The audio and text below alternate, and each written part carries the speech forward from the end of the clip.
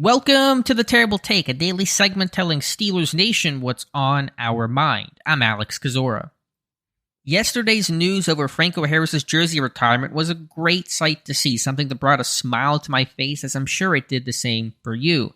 The Steelers retiring a number is a rarity. You could basically travel to Jupiter and come back and not miss anything. For Harris to be the third player to receive such an incredible honor, man, that is special. Every Steelers fan knows the name who came before him, Joe Green, a move that was frankly long overdue, even for the old school Steelers. But few remember or know much about the first, defensive tackle Ernie Stautner, who had his number 70 retired in 1964.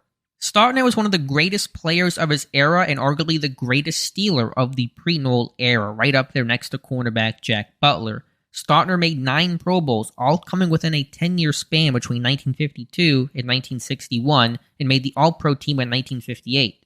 He's one of the most durable players in NFL history, right up there with the likes of Mel Hein, Bruce Matthews, and Alan Faneca. Over his 14-year career spent entirely with the Steelers, Stautner missed just one game. Stats from that era are hard to come by, but Pro Football Reference's team logged him for 8 sacks in 1962, his age 37 season, making him just one of 12 players in NFL history to have at least 8 sacks at that age. For a brief time, he and Big Daddy Lipscomb served as one of the NFL's fiercest D-line pairings, Stautner kicking out to end so Lipscomb could play inside. Stautner retired after the 1963 season, and immediately Pittsburgh made the choice to retire his number the following year. 70 has never, nor will ever, be worn again.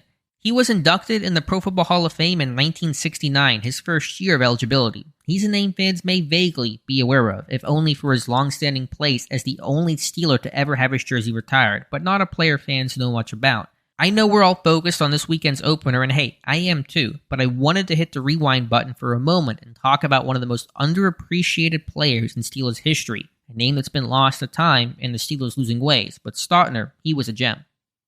Be sure to follow us at SteelersDepot.com and check out episodes of The Terrible Take every day at 5 p.m. Eastern Time. And check out The Terrible Podcast, myself and Dave Bryan, every Monday, Wednesday, and Friday.